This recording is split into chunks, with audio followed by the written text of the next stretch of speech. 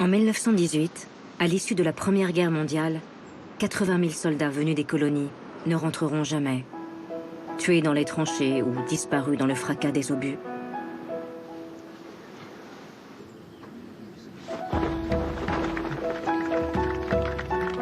Des monuments sont érigés à la gloire de ces soldats de l'Empire, de Hanoï en Indochine jusqu'à Casablanca au Maroc, où un cavalier français et un spahi d'Afrique du Nord deviennent des frères d'armes. Et aux survivants, la patrie reconnaissante. Alors l'état-major multiplie les remises de décorations à ses soldats émérites. Ceux que l'on moquait comme des sauvages ont payé par leur sang le prix du respect, à défaut de celui de l'égalité.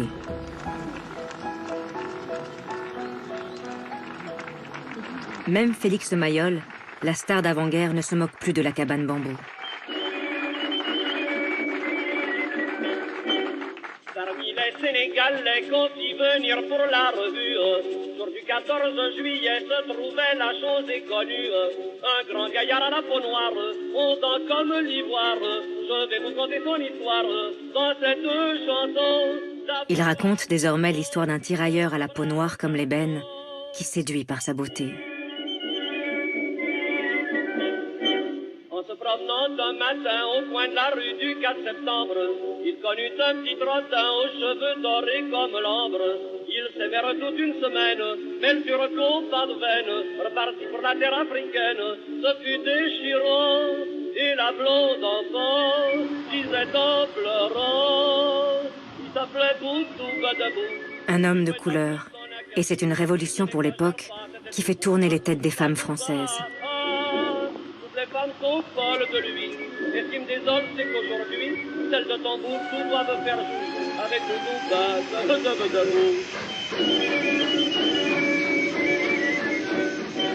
Et tandis que les tirailleurs prennent le chemin du retour, les équilibres du monde sont en train de changer en ce début 1919.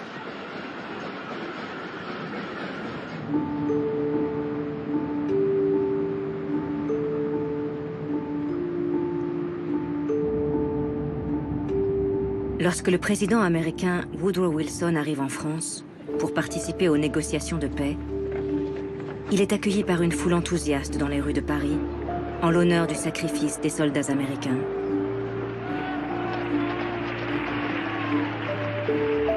Les Français ignorent alors que Wilson s'apprête à bousculer l'ordre mondial et qu'il va contrarier les ambitions coloniales de ses alliés. Quand il arrive au château de Versailles, l'Américain ne compte pas laisser le Français Georges Clemenceau et le Britannique Lloyd George intégrer à leur empire les colonies des deux perdants du conflit, l'Allemagne et l'Empire ottoman.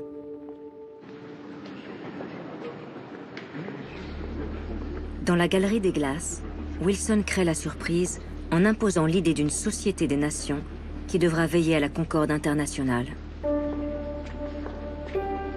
Cette SDN sera désormais la seule à pouvoir donner mandat à un pays pour en contrôler un autre, et ce ne pourra être que temporaire. Pire, Wilson impose un nouveau droit des peuples à disposer d'eux-mêmes qui doit les conduire un jour à l'indépendance. Un bras de fer s'engage entre les alliés. Georges Clemenceau et Lloyd George parviennent à préserver l'essentiel. Ils obtiennent finalement que ce nouveau droit à l'autodétermination ne concernera pas les peuples déjà colonisés. Et s'ils ne peuvent s'approprier les dépouilles coloniales des perdants, ils parviennent à se les faire attribuer provisoirement par la nouvelle Société des Nations. Ce seront donc des mandats sous contrôle international que la France et la Grande-Bretagne auront sur les terres africaines allemandes. Cameroun et Togo pour la France, Tanzanie pour la Grande-Bretagne. Surtout, les deux pays s'installent au Proche-Orient grâce au mandat que leur confie la SDN sur les anciennes provinces de l'Empire turc de Constantinople. Irak, Jordanie et Palestine à la Grande-Bretagne, Liban et Syrie à la France.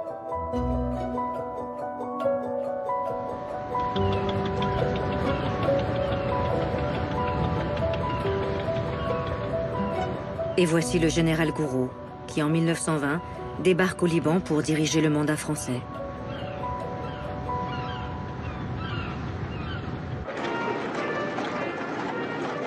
Le général fait une entrée solennelle à cheval dans les rues de Beyrouth, dans une mise en scène de la puissance française, désormais bien rodée.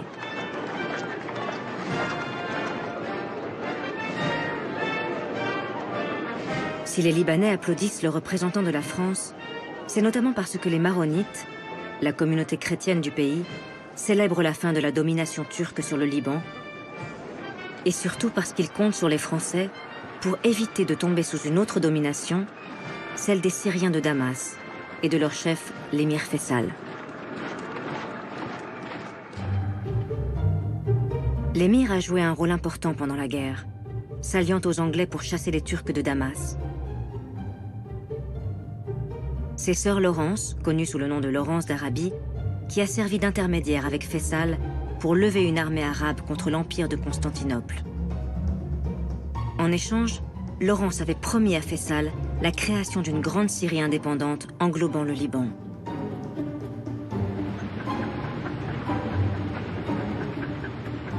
Mais lorsque Faisal arrive à Beyrouth pour négocier avec le général Gouraud, il a été trahi par ses alliés britanniques qui ont choisi de se partager le Moyen-Orient avec la France.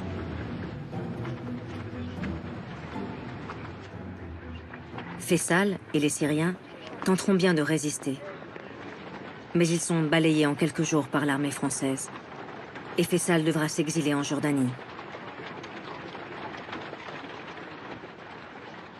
La Syrie est désormais sous mandat français. Et en 1920, le général Gouraud peut donc proclamer la création d'un grand Liban.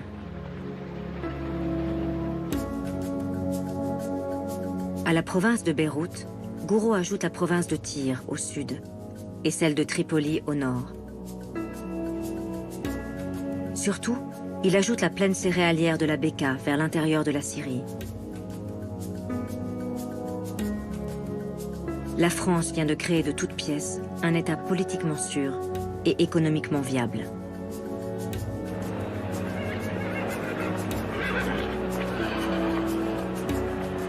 Alors, dans les plaines de ce nouveau pays, chrétiens et musulmans main dans la main portent en triomphe les nouvelles autorités françaises qui viennent de leur offrir cette précieuse identité libanaise dont ils rêvaient depuis longtemps.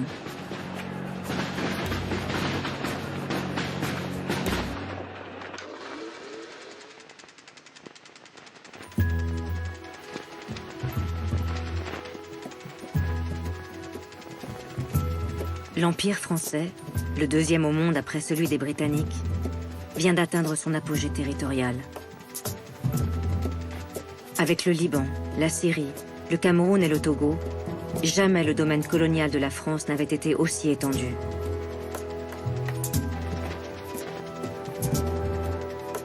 Mais comment organiser cet empire? Et surtout, comment faire cohabiter des colons avec ces populations locales qui ont dû se soumettre? Pour le comprendre, il faut quitter la métropole. En profitant des lignes maritimes régulières au départ de Marseille, devenu le grand port des colonies, d'où partent les paquebots à destination de l'Asie, d'Afrique noire et surtout du Maghreb, de l'autre côté de la Méditerranée. Les 3 départements français d'Algérie sont en effet le meilleur exemple de cette colonisation poussée à son paroxysme.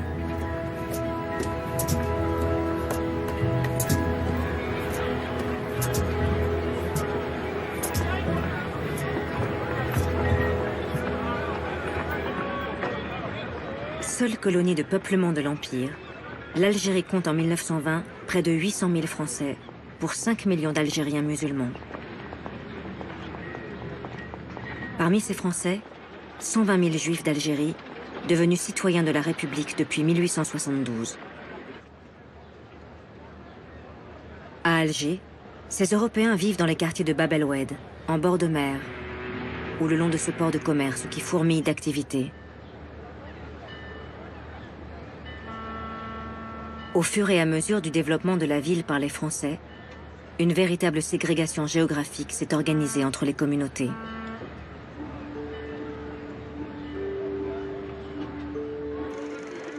Ceux que l'on appelle à l'époque les Algériens musulmans habitent la Casbah, cet incroyable dédale de ruelles qui grimpe le long de la colline au-dessus du port.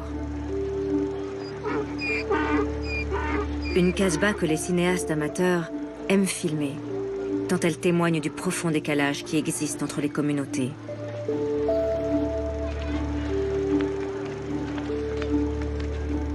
Cette séparation géographique est aussi et surtout administrative, comme dans toutes les colonies. Le statut de l'indigénat, inventé par la République à la fin du XIXe siècle, est venu graver dans le marbre l'inégalité juridique entre les Français et les sujets de l'Empire. Un statut qui dépossède les Algériens, comme tous les peuples colonisés, de leur liberté fondamentale. Interdiction d'aller et venir d'une commune à l'autre sans un laissez-passer. Interdiction de se réunir sans autorisation. La liste est longue de ces délits auxquels le statut de l'indigénat répond par des sanctions, elles aussi spécialement réservées aux Algériens. Amende, travail obligatoire, internement administratif, confiscation de terres.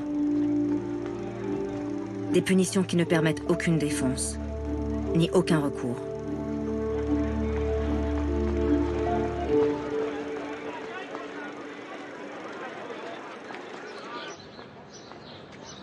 Malgré cette discrimination administrative et politique, la République va tout de même essayer, au nom de sa mission civilisatrice, d'assimiler les Algériens, à travers un ambitieux plan de scolarisation des enfants musulmans. Mais cette noble ambition va se fracasser sur des obstacles insurmontables.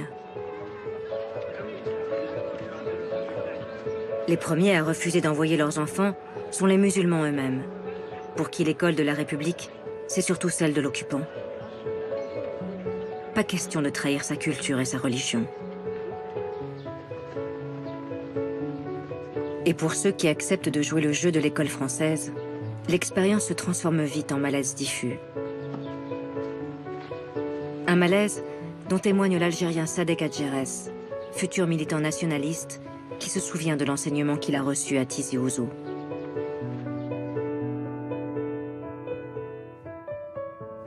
L'histoire qu'on nous enseignait se résumait ainsi. Toute la barbarie et le fanatisme de notre côté,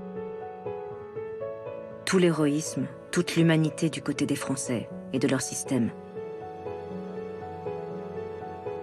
Nous éprouvions un mélange de honte et d'irritation, de désarroi et de colère. La honte et le désarroi venaient de ce que, dans nos pauvres cervelles, nous n'avions pas grand-chose de précis à opposer à ce qui était écrit là, noir sur blanc, dans ce livre qui ne devait pas mentir, puisque ne mentait pas le livre de mathématiques.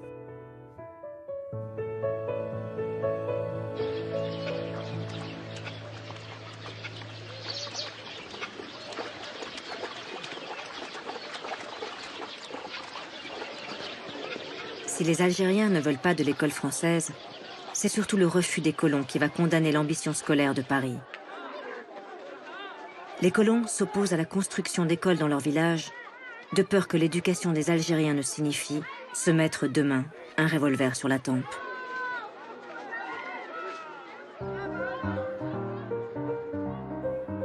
Une intransigeance des colons d'Algérie pour le moins surprenante, car loin de l'image que l'on a souvent d'eux, 80% de la population européenne est composée de familles modestes, d'artisans, de petits commerçants, d'employés de bureaux ou de simples fonctionnaires, aux conditions de vie aussi difficiles qu'en métropole. Ici, en Algérie, quand on a une situation modeste, on vote plutôt à gauche, à l'image de ce qui se passe partout ailleurs en France.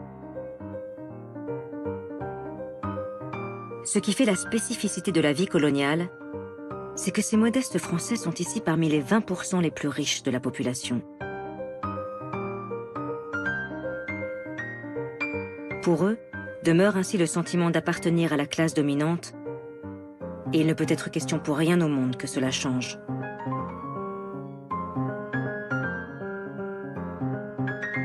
Cette vie quotidienne dans l'Algérie française, comme cette fracture profonde entre les communautés, C'est sans doute l'écrivain Jules Roy qui en parle le mieux.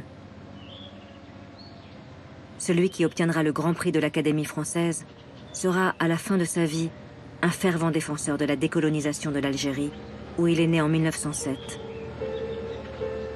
Dans cette campagne de la Mitidja, qu'il raconte dans un livre consacré à son pays natal.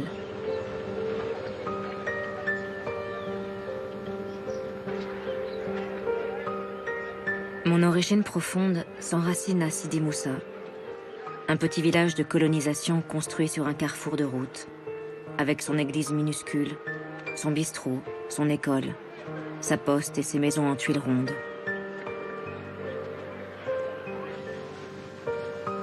L'été, mon oncle Jules allait de ferme en ferme battre le blé. Près des meules, sous le ciel de feu, je me laissais prendre des jours entiers à la griserie de soleil et de poussière qui régnait de l'aube au crépuscule.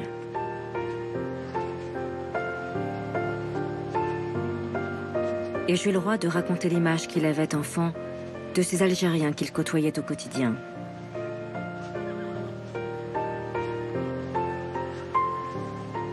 Moi qui les ai toujours vus travailler, je me suis toujours étonnée d'entendre dire que les Arabes ne faisaient rien.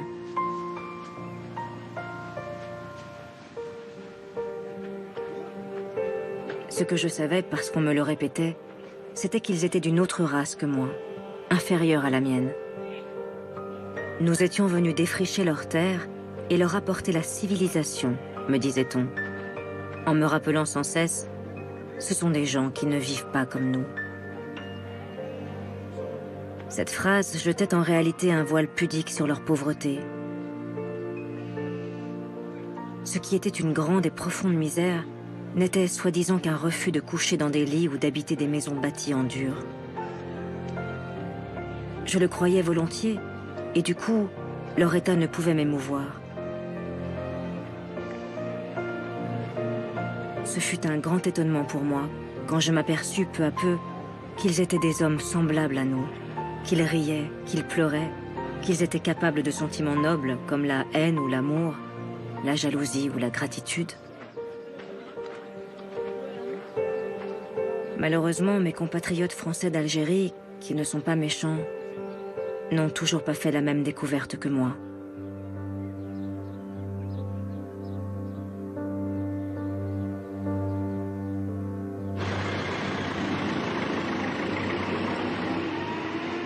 La France ne veut pas voir que cette discrimination et cette inégalité minent irrémédiablement sa présence dans le pays.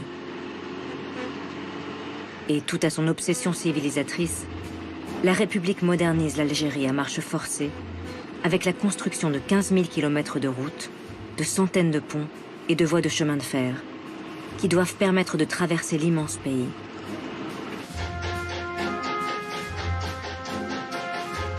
La France est notamment fière de la ligne du Sud qui part de Laguat.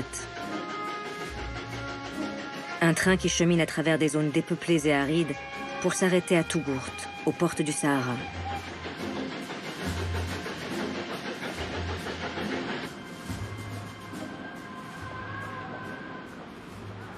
Un désert du Sahara qui reste comme une frontière infranchissable au milieu des possessions françaises en Afrique. Car de l'autre côté de l'immensité brûlante se trouve le Soudan français, en Afrique occidentale. Mais grâce à la concurrence acharnée que se livrent deux grands industriels de l'automobile, il va bientôt être possible de réussir, autrement qu'à dos de dromadaire, cette périlleuse traversée saharienne. C'est André Citroën qui le premier va s'attaquer à l'incroyable défi. Quelle meilleure publicité pour la marque qu'il a créée que de mettre au point le premier véhicule tout-terrain et de le lancer à l'assaut du désert algérien. Citroën expérimente son étrange machine à chenilles dans une friche qui borde son usine. Et en décembre 1922, à Tougourt en Algérie, l'expédition transsaharienne Citroën s'élance. Destination Tombouctou et le fleuve Niger.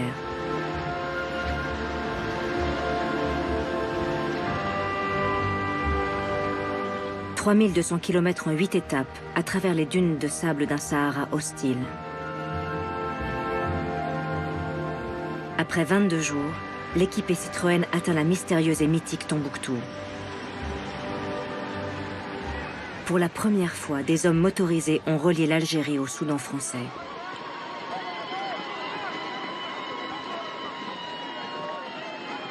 Mais le succès de Citroën sera de courte durée, car Louis Renault ne compte pas se laisser dépasser.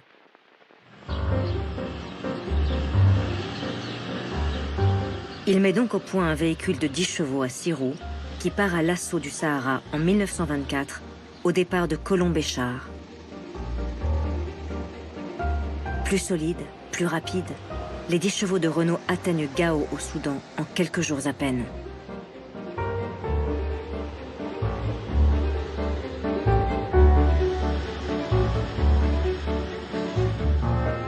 La démonstration est si probante que les militaires français choisiront les véhicules Renault pour équiper leurs troupes coloniales plutôt que les fragiles autochenilles Citroën. Surtout, c'est Renault qui sera autorisé à ouvrir les premières lignes commerciales transsahariennes qui feront la jonction entre l'Algérie et l'Afrique occidentale française.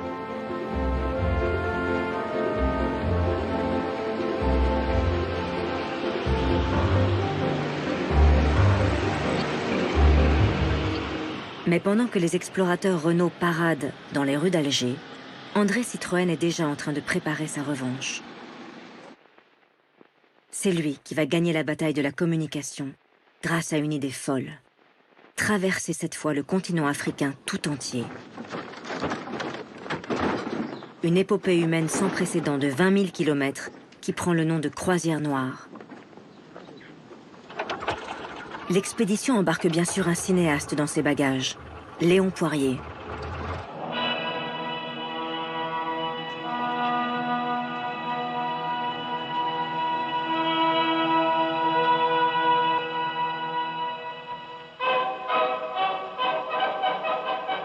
Poirier et Citroën veulent un film à la gloire de la grande œuvre française en Afrique. Les explorateurs et leurs engins s'élancent au son d'une fanfare militaire qui joue la casquette du père Bugeaud, du nom du conquérant de l'Algérie. Et les 8 voitures s'éloignèrent par la piste du sud vers la grande aventure. Mali, Niger, Tchad, l'Afrique occidentale française, puis l'Oubangui, en Afrique équatoriale. Les spectateurs sont fascinés par l'expédition scientifique et ethnologique à la découverte des peuples africains les plus éloignés.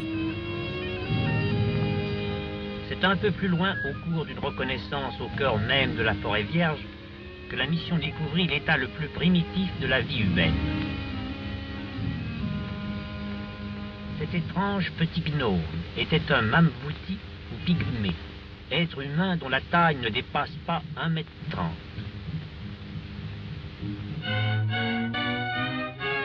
Une expédition qui se termine dans l'océan Indien, sur l'île française de Madagascar, où l'ensemble de la petite communauté européenne de la colonie est rassemblée pour fêter les prestigieux visiteurs.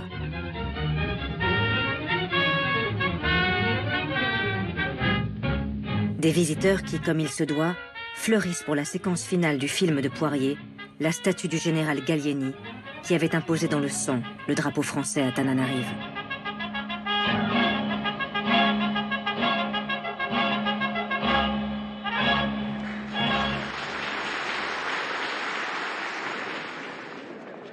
Dans les cinémas Gaumont, le succès de la Croisière Noire sera phénoménal. La France tente d'oublier le traumatisme de la guerre. C'est le temps béni du jazz et du style art déco. Paris bascule dans les années folles. Des années excentriques et exotiques, irriguées d'imaginaire colonial et africain. Les balles de Montparnasse rivalisent d'audace dans un mélange de corps qui se dénude. L'Afrique devient même une source d'inspiration pour les peintres, écrivains et sculpteurs de l'époque, à la recherche d'un art brut presque originel.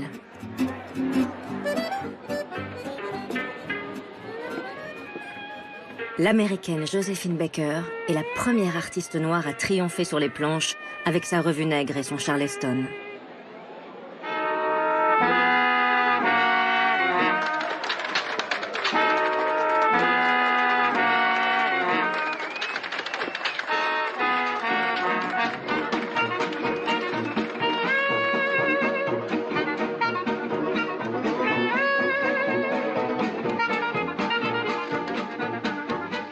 Mais pendant que Paris s'enivre à la santé de l'Empire et que l'on s'amuse sur les plages de Deauville à imiter Joséphine Baker, les autorités françaises doivent faire face à un vent de révolte.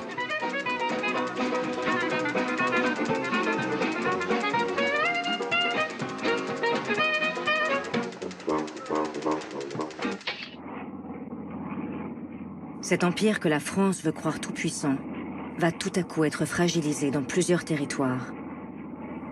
Et d'abord au Maroc, conquis en 1912, mais dont la pacification n'est pas encore terminée.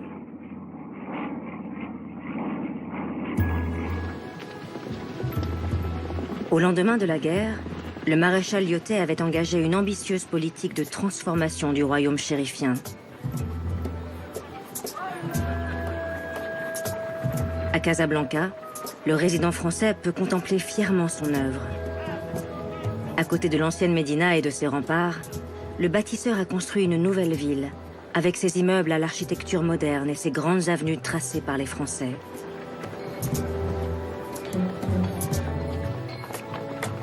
En quelques années, les chantiers se sont multipliés. Tous les architectes en vogue à Paris ont débarqué dans la ville blanche, façonnant un condensé d'architecture qui fera la légende de Casablanca.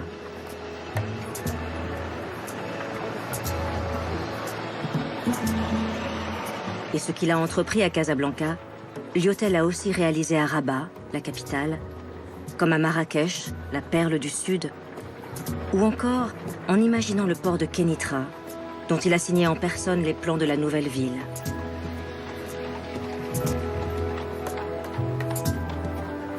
Partout dans le pays, ont ainsi surgi des bâtiments de l'administration que les voyageurs de passage s'amusent à filmer, tant ils ont l'impression d'avoir été propulsés dans de petites villes de la province française.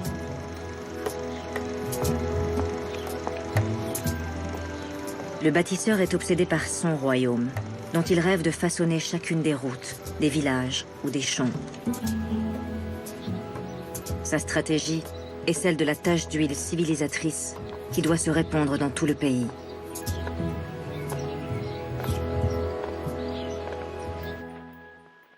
Cette stratégie politique s'appuie notamment sur le sultan Moulay Youssef, qui a pris la suite de ses frères au moment du protectorat. Pour Hubert Lyautey, il faut renforcer le pouvoir politique et spirituel du sultan, car seul un sultan fort permettra de rallier les derniers chefs de tribus hostiles, au sud et à l'est de la zone occupée par les Français.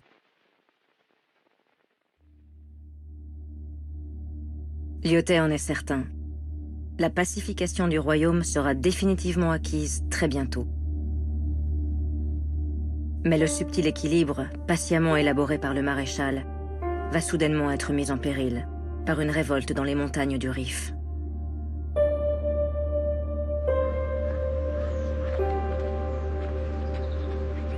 Le Rif, c'est un massif montagneux situé dans la zone occupée par les Espagnols depuis 1912, au nord du Maroc. Un massif difficile d'accès, de 300 km de long et 60 km de large, qui de tout temps a abrité des tribus hostiles à tout pouvoir extérieur.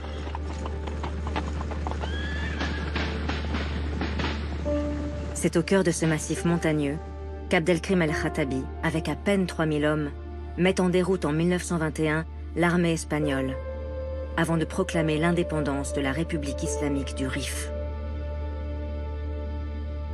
Parvenant à résister aux Espagnols pendant de longs mois, Abdelkrim s'imagine bientôt pouvoir libérer le royaume marocain tout entier, défiant à la fois le sultan Moulay Youssef et surtout le résident général Hubert Lyautey.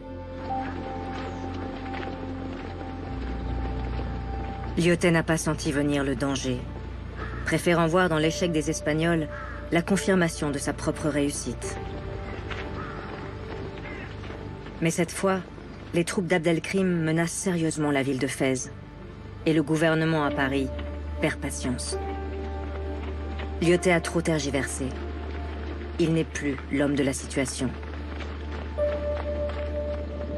C'est donc un autre maréchal, auréolé de sa victoire à Verdun, qui est dépêché sur place en urgence pour montrer à ses tribus ce qu'il en coûte de se dresser contre la France. Lorsque le maréchal Pétain atterrit à Casablanca en août 1925, le sort d'Hubert Lyautey est scellé. Le résident général préfère démissionner quelques semaines plus tard afin d'éviter l'humiliation d'un renvoi.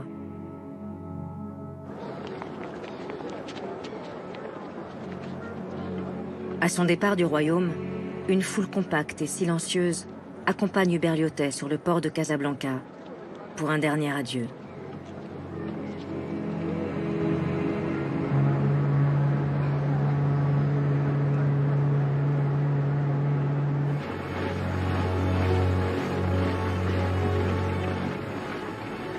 Au même instant, le maréchal Pétain applique ses ordres avec zèle.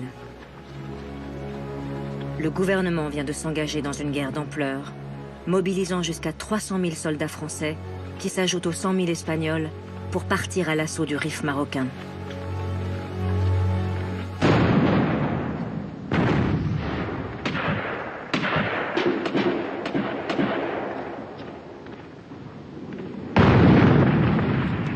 À Paris, une partie de la classe politique ne va pas accepter cette nouvelle guerre coloniale. Une guerre qui va révéler les profondes contradictions qui existent au sein de la gauche française.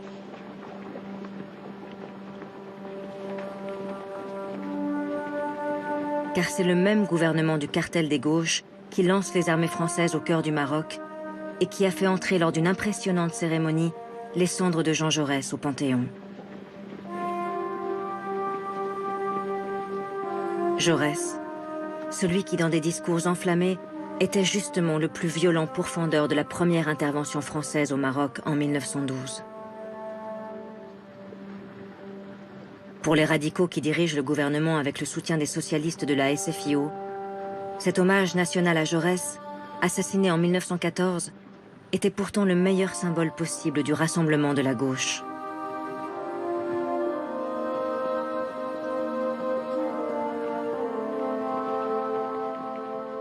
Mais lorsque ce même gouvernement envoie le maréchal Pétain au chevet des Espagnols à l'été 1925, il déclenche une grave crise politique avec le tout nouveau Parti communiste français qui a fait scission du Parti socialiste et qui décide de marquer sa différence sur les questions coloniales. Pour la première fois, un parti politique va défendre le droit des peuples colonisés à se rebeller contre le colonisateur. Les communistes vont jusqu'à appeler les ouvriers français en octobre 1925 à une grève générale contre les guerres coloniales du gouvernement. Une dénonciation d'autant plus vive qu'au Rif marocain vient de s'ajouter en cet automne 1925 un nouveau front, au cœur du mandat français en Syrie, dans la province des montagnes druzes.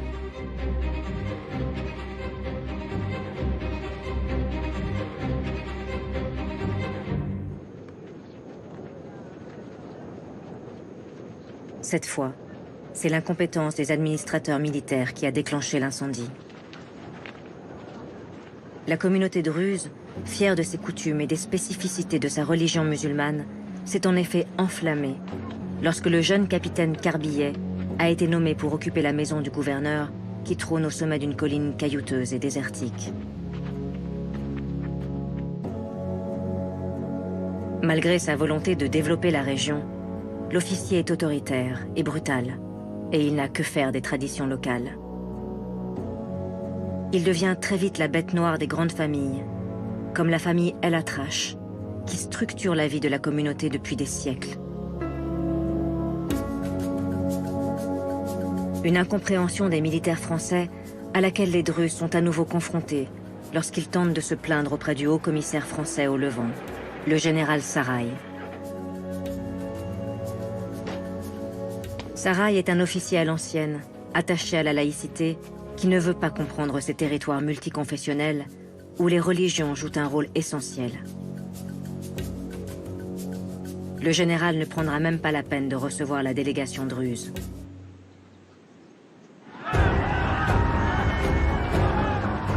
Une somme de vexation qui déclenche une violente révolte. Non seulement le jeune leader druze, Sultan El Atrache, remporte plusieurs batailles contre les Français, mais bientôt la révolte se transforme en une dangereuse révolution quand plusieurs tribus se joignent au mouvement pour chasser les Français de toute la Syrie.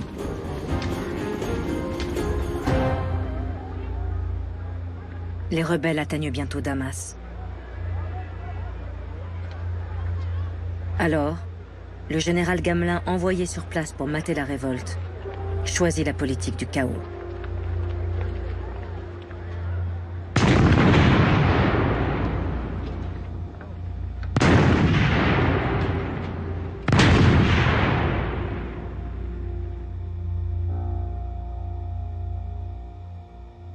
Gamelin bombarde la capitale syrienne sans interruption pendant près de 60 heures.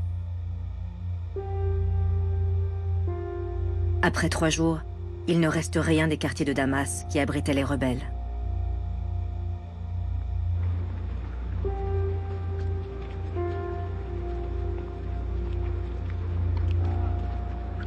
Progressivement, l'armée française va reprendre ses positions à Damas, puis dans tout le pays.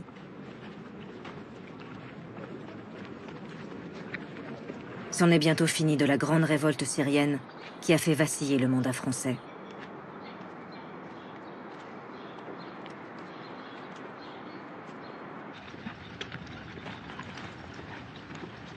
Au même moment, à l'autre bout de la Méditerranée, le maréchal Pétain, fort de ses 48 bataillons, de ses 2 compagnies de chars et de ses 3 escadrilles d'avions, lance le 8 mai 1926 l'offensive finale contre la République du Rif d'Abdelkrim.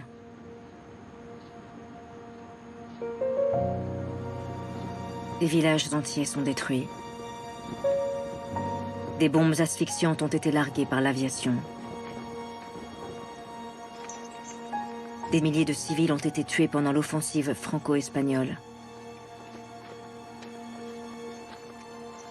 Abdelkrim el-Khattabi est obligé de se rendre aux soldats français, qui choisissent comme à chaque fois de l'exiler, à grand renfort de caméras.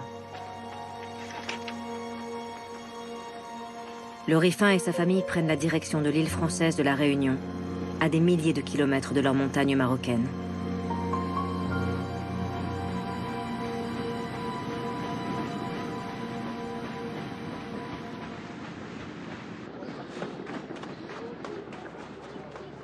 À Paris, les révoltes du Maroc et de Syrie ont sonné comme un douloureux avertissement. Le gouvernement du cartel des gauches a conscience qu'il est impératif de réformer le système colonial. Mais pour y parvenir, il faut cesser de nommer des militaires à la tête des protectorats et des mandats français. Le gouvernement décide donc que ce seront désormais des civils qui seront désignés au Maroc, au Liban et en Syrie. Quant aux grandes colonies françaises, elles vont être confiées à des responsables politiques expérimentés, qui auront l'autorité nécessaire pour les transformer.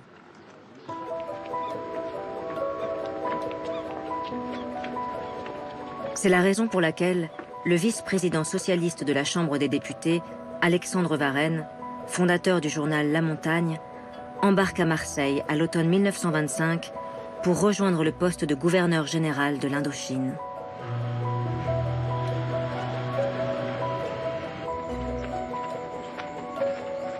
Lorsqu'il arrive à Saïgon en Cochinchine, puis à Hanoï au Tonkin, Alexandre Varenne, 55 ans, découvre une Indochine multiple, qui n'est qu'une création administrative des Français rassemblant des territoires aux populations très diverses et aux cultures ancestrales.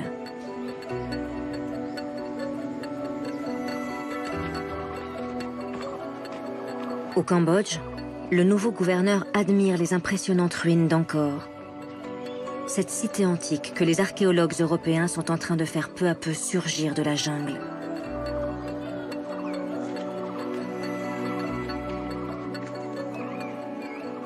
Respectueux des peuples indochinois et de leur histoire, Varenne espère mettre en œuvre une nouvelle politique, dont il résume la philosophie en quelques mots. Protéger plutôt que dominer. Pour le socialiste, c'est la seule solution si on veut éviter qu'une fièvre nationaliste ne se déclare. Car les inégalités sont en train de se creuser violemment.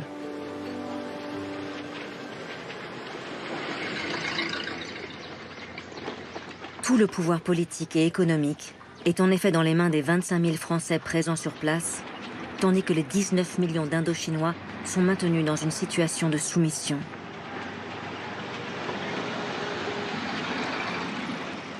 Une petite société coloniale qui compte à peine 6 000 militaires et 3 000 fonctionnaires pour administrer un vaste territoire.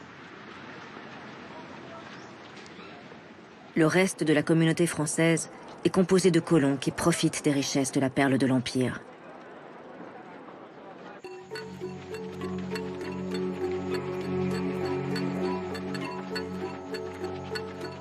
La colonisation, c'est avant tout la captation de matières premières.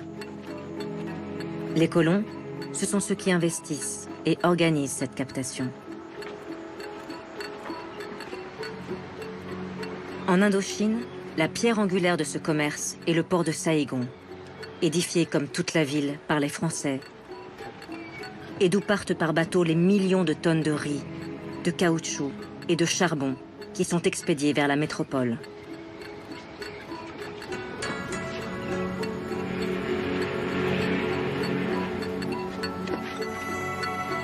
Le charbon provient notamment des gigantesques mines à ciel ouvert de Ongai, près de la baie d'Along, où des milliers de coulis, ces ouvriers indochinois, travaillent dans des conditions particulièrement difficiles.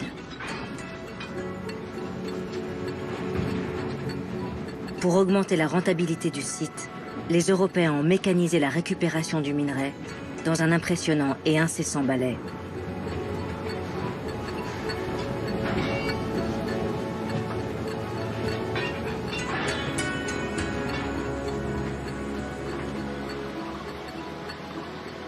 Mais c'est surtout dans les plantations d'EVA, près de Saïgon, que le capitalisme colonial va le plus investir. Et c'est là que les bénéfices vont être les plus importants pour les colons. En quelques années, la production de caoutchouc a été multipliée par 3, tant la demande de pneumatiques est forte en Europe. Les plantations sont de plus en plus grandes. Et il faut engager toujours plus de coulis. Des milliers de travailleurs recrutés dans toutes les provinces d'Indochine qui, une fois parvenus près de Saïgon, se retrouvent sans droit et corvéables à merci. Un prolétariat du caoutchouc dont les conditions de vie s'apparentent presque à de l'esclavage. C'est notamment pour arrêter cette dérive du capitalisme colonial qu'Alexandre Varenne a été nommé en Indochine. Le gouverneur général décide alors de rédiger un code du travail spécifique qui doit s'appliquer aux grandes plantations d'EVA, à celles qui cultivent le thé, comme aux mines de charbon. Un code qui précise les conditions de recrutement et notamment l'obligation pour les colons d'établir un contrat fixant salaire et temps de travail. Des règles qui demeurent inférieures aux droits des travailleurs français de métropole, mais qui, en Indochine, sont déjà une petite révolution. Pour Varenne, la mission civilisatrice de la France exige aussi de former une élite locale, qui pourra un jour prendre son destin en main. Le gouverneur décrète donc que les indigènes, comme on les appelait, auront désormais accès à certaines fonctions administratives françaises, et que des écoles normales pour enseignants, comme des universités de médecine, seront créées.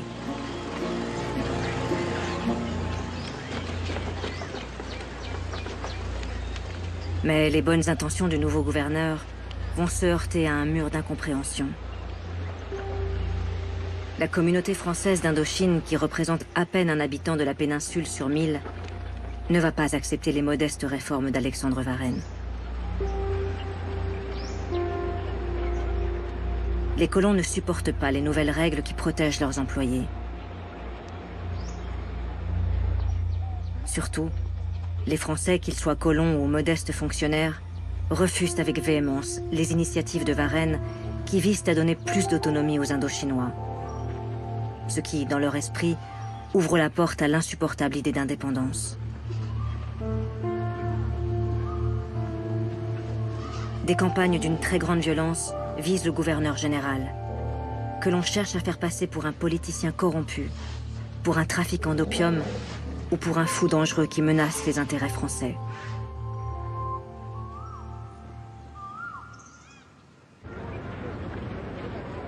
Isolé, à bout de force face à ces attaques mensongères, Alexandre Varenne choisit de revenir en métropole en 1927 et refuse d'être reconduit dans ses fonctions.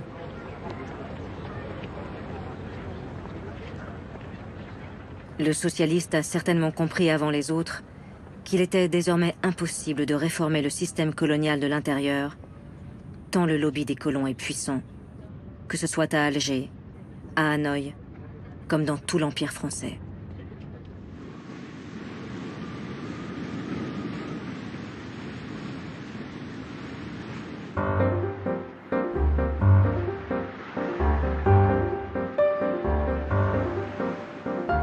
La France de 1927 est désormais acquise à l'Empire, dont la promotion est devenue un objectif gouvernemental à part entière.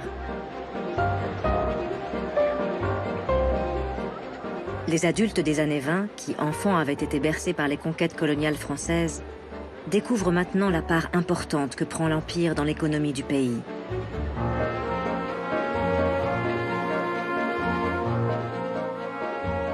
Alors, on multiplie les expositions coloniales et autres foires, comme celle de Bordeaux, pour valoriser un port qui concentre l'essentiel des échanges de marchandises avec les colonies,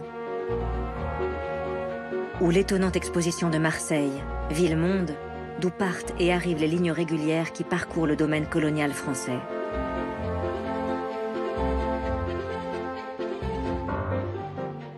Cette glorification de l'Empire, voulue par le gouvernement, ils vont être nombreux parmi les artistes à y participer. Lorsqu'André Gide s'embarque à 57 ans pour l'Afrique noire en 1925, il veut rapporter un témoignage vibrant de la diversité de cette grande France qu'il s'agit de promouvoir.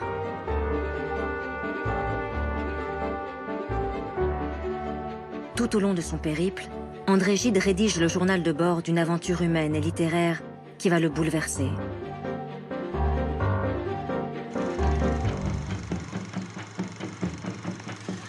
Un voyage qu'il demande à son compagnon, le jeune Marc Allégret, de mettre en image.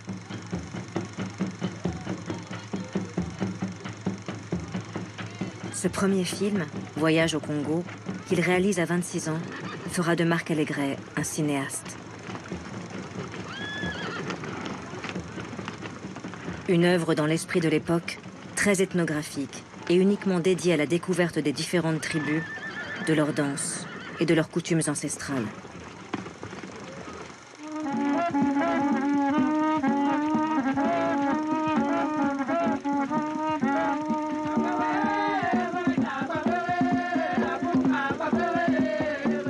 À l'image de la plupart de ses contemporains, Gide est sincèrement colonialiste et défend l'œuvre impériale de la France qu'il espère sublimer de sa plume et magnifier grâce aux images de Marc Allégret. Mais rien ne va se passer comme il l'avait prévu. Car au fil du voyage, c'est une mauvaise conscience qui va gagner progressivement André Gide, dont la traversée de l'Afrique devient bientôt une descente dans les enfers de la réalité coloniale. Ce qui a bouleversé André Gide depuis Dakar au Sénégal jusqu'au Tchad, c'est d'abord la pratique abominable du portage. Cette terrible obligation pour les Africains, réquisitionnés dans leur village, de porter, dès qu'une route est inexistante, les Européens et leur matériel, qu'ils soient militaires ou civils.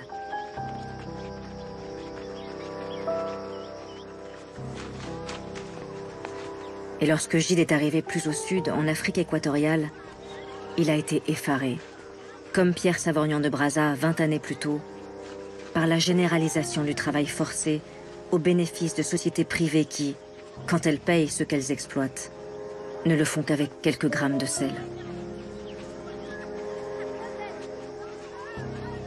Pour André Gide, l'heure n'est donc plus à la glorification de l'œuvre coloniale française, mais à sa dénonciation.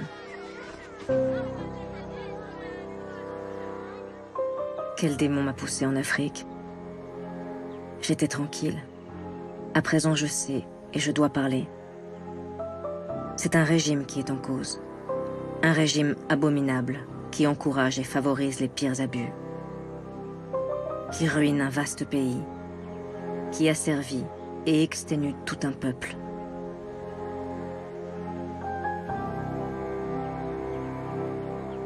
Lorsqu'il revient à Paris en 1927, André Gide publie à la NRF « Voyage au Congo ». Le scandale est immédiat. Un scandale politique entretenu par l'écrivain qui a alerté son ancien camarade de classe, le député socialiste Léon Blum. À la une du journal de la SFIO, Blum multiplie les articles au vitriol consacrés au témoignage de Gide. Léon Blum ira jusqu'à questionner les fondements mêmes de la colonisation.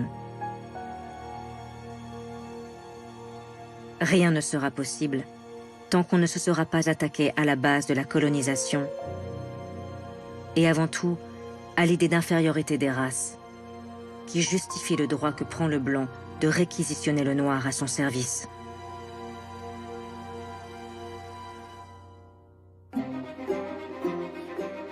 Une polémique qui rebondit quelques mois plus tard lorsqu'Albert Londres, l'un des journalistes les plus influents de l'époque, choisit à son tour de partir enquêter sur les pas du célèbre écrivain. Un passage du livre de Gide l'a notamment interpellé, celui où il évoque un colossal chantier ferroviaire au Congo qui serait un effroyable consommateur de vies humaines. Avec la ligne Congo-Océan, l'objectif de la France est de relier la capitale du Congo français, Brazzaville, à un nouveau port sur l'océan Atlantique qui deviendra Pointe-Noire. L'enjeu est de taille car cette ligne doit devenir le moyen d'acheminer les richesses de toute l'Afrique équatoriale vers ce port pour ensuite les envoyer en métropole. Et pour y parvenir, la France va utiliser tous les moyens, même les pires.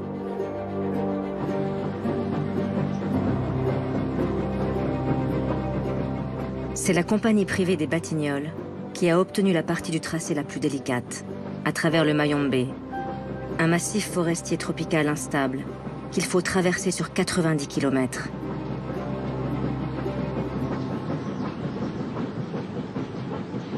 Lorsqu'il parvient au Mayombe, Albert Londres est presque saisi d'effroi.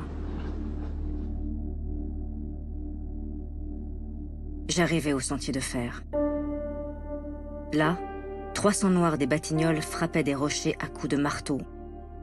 C'était la grande hurle. Des contremaîtres transmettaient des ordres idiots avec fureur, commandant à la fois d'attaquer et de s'immobiliser, de monter et de descendre.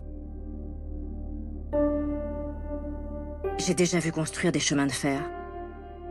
On rencontre du matériel sur les chantiers.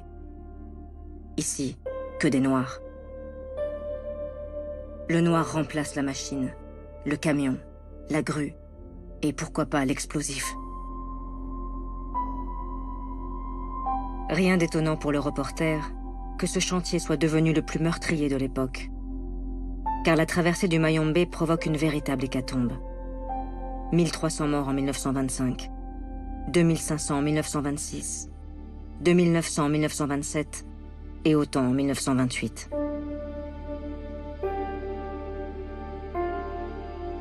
Et ce que découvre Albert Londres, c'est que pour faire venir et faire mourir autant de travailleurs, il a fallu aller les chercher bien loin du Congo. On a envoyé des militaires et des contremaîtres rasier des dizaines de milliers d'hommes au Tchad, au Cameroun, au Gabon ou en Centrafrique. On les a installés dans des camps de fortune où ils ont été décimés par la fatigue ou la maladie.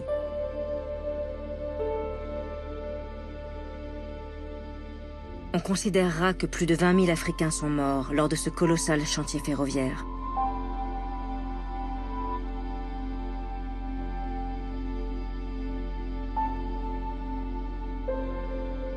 Si les articles d'Albert Londres vont faire l'effet d'une bombe, la France oubliera bien vite les milliers de morts du Mayombe et rien ne pourra l'empêcher de célébrer son œuvre civilisatrice lorsque sera enfin ouverte la ligne de chemin de fer Congo-Océan.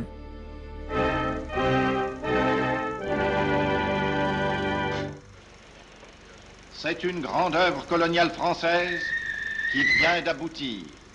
La jonction Brazzaville-Pointe-Noire du Congo-Océan est réalisée après 13 années de travaux. 930 millions ont été dépensés pour cette œuvre qui a permis de relier le bassin du Congo directement avec la mer. C'est non seulement un grand progrès dans la mise en valeur des colonies françaises, mais aussi une amélioration du sort des populations indigènes de l'Afrique équatoriale. Un aveuglement qu'Albert Londres moquera dans un de ses derniers articles. Ni argent, ni plan général, ni idée claire. Nous faisons de la civilisation à tâtons. Les indigènes fuient, d'autres meurent. Pendant ce temps, le gouvernement dit qu'il est optimiste. Et la France est heureuse d'être trompée.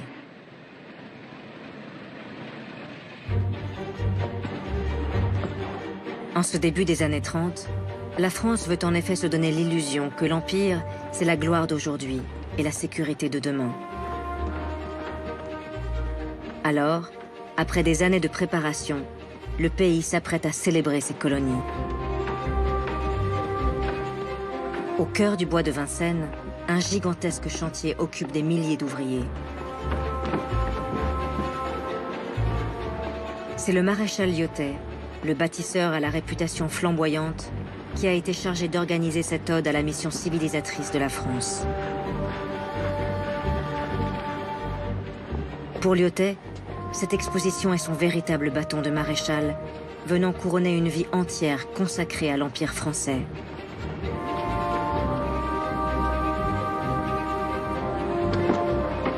Un empire que les meilleurs artisans du pays sont chargés de reproduire ici en miniature, avec pour point d'orgue la construction d'une copie du temple cambodgien d'Angkor Wat.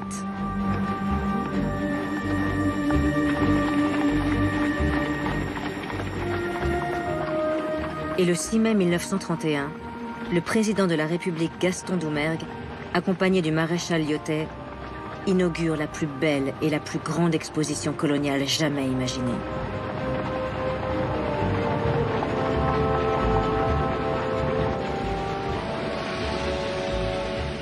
Plus de 8 millions de visiteurs vont se presser au bois de Vincennes, où l'on a prolongé spécialement la ligne 8 du métropolitain parisien.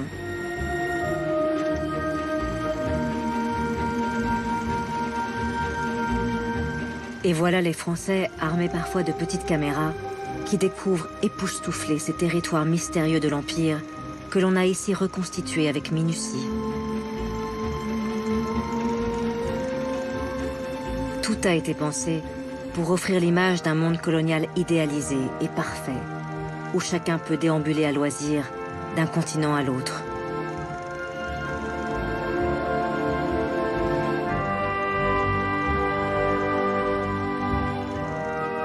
Mais ces visiteurs, qui profitent d'un spectacle à l'exotisme fascinant, ne peuvent imaginer que leur empire vient en réalité de vivre son apogée et que désormais, rien ne sera plus comme avant. Les millions de sujets de cet empire, d'Alger à Hanoï et de Tunis à Beyrouth, vont les uns après les autres remettre en cause la tutelle française. Et bientôt, vont apparaître les prémices d'un effondrement qui va être accéléré par la Seconde Guerre mondiale.